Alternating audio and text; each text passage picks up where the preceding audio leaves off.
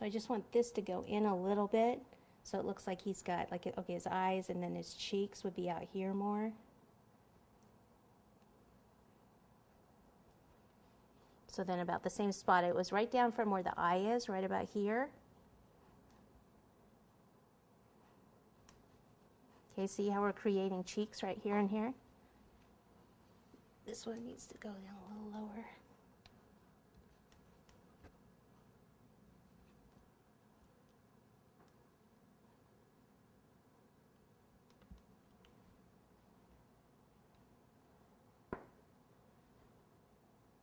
So imagine his nose like here and here.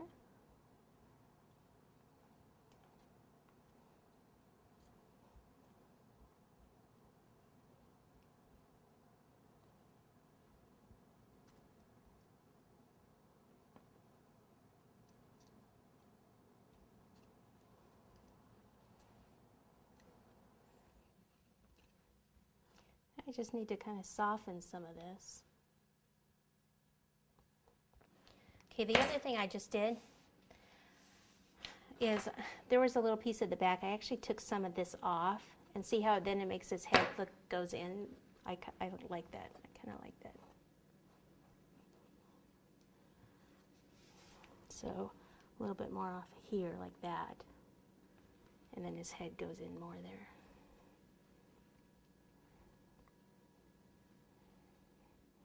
Now at this point what I want to do is crumb coat it, because sometimes when you crumb coat it, then you can kind of see where you have to cut a little bit more.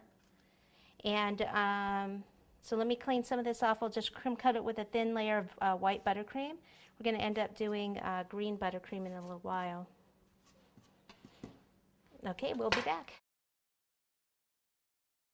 Okay, we're back, and I decided I'm going to actually crumb coat it in the green that I'm going to use, because usually you crumb coat it and you let it sit for a while, let the buttercream crust over, but I don't really have time to let it sit for a while. So I'm just going to seal it with a very thin coat of the same green that I'm going to be using.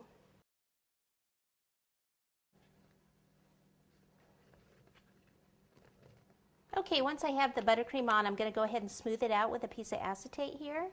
And then I can transfer this cake onto my finish board and put the rest of the legs and arms on, and then do the nice coat of buttercream on it.